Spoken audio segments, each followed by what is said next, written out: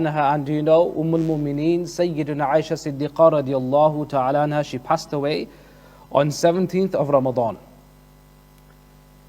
So the Prophet sallallahu alaihi wasallam informed her, إِذَا جَعَلْتِ إِسْبَعَكِ فِي أُذُنَيْكِ, that if you were to place your finger in both of your ears, if you were to insert your fingers into your ears, سَمِعْتِ خَرِيلَ al-Kawthar, you will be able to hear the sound of al-Kawthar. Now those who are viewing me at this very moment in time, I would like you, if you don't want to insert your fingers into your ear canals, at least you can press onto your ears and cover your ears. You'll be able to hear a sound similar to like a waterfall. So imagine the water of Kawthar entered in the hawd, the pond.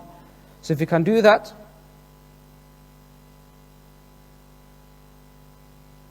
mashallah, it's a very peaceful sound.